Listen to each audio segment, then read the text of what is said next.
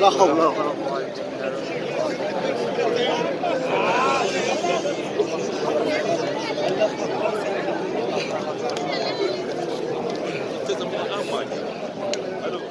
الشيخ ناصر دوب دق عليه قال لي بالله شوف، قال انا في اجتماع، قال ايش مش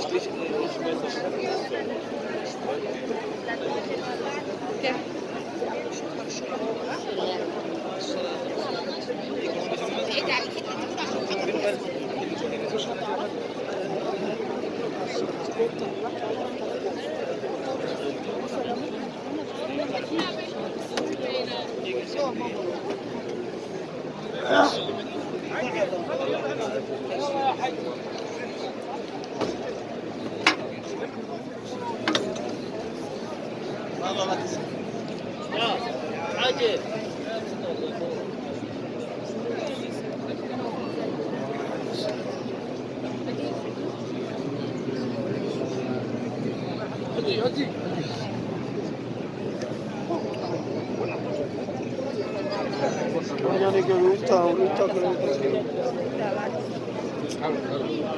اللهم صل على النبي. اللهم صل على النبي.